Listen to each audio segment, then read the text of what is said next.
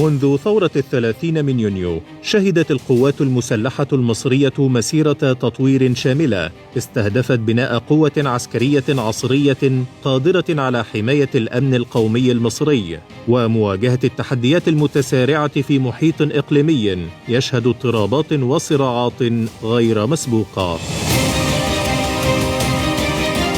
فعلى مدار 13 عاماً اعتمدت الدولة استراتيجية متكاملة لتحديث القوات المسلحة شملت تطوير منظومات التسليح وتعزيز القدرات القتالية ورفع كفاءة التدريب، إلى جانب الاهتمام ببناء الفرد المقاتل باعتباره الركيزة الأساسية في منظومة الدفاع عن الوطن.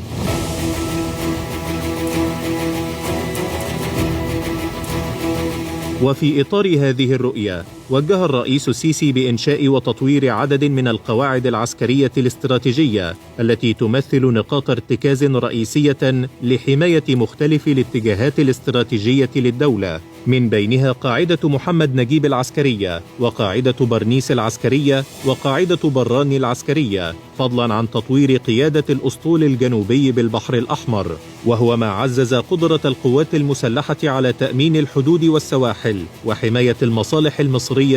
في البر والبحر والجو. ولم يقتصر التطوير على البنية العسكرية فقط، بل امتد إلى تنفيذ برامج تدريبية متقدمة ومشروعات تكتيكية بالذخيرة الحية، إلى جانب المشاركة في تدريبات مشتركة مع الدول الشقيقة والصديقة، بما يسهم في تبادل الخبرات ورفع مستويات الجاهزية القتالية.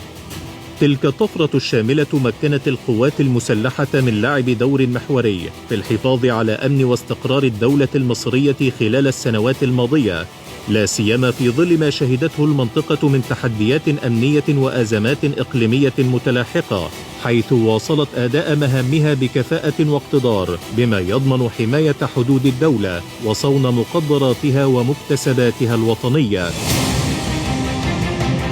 ومع استمرار التطورات المتسارعة في المنطقة، تواصل القوات المسلحة المصرية عملية التحديث والتطوير وفق رؤية استراتيجية شاملة ترتكز على امتلاك القوة الرادعة والقدرة على حماية الأمن القومي المصري.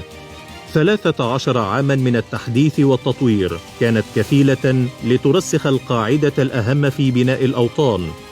والتي تتلخص في أن بناء القوة الشاملة للدولة وعلى رأسها القدرات العسكرية يظل أحد أهم ركائز الحفاظ على الأمن والاستقرار في منطقة تموج بالتحديات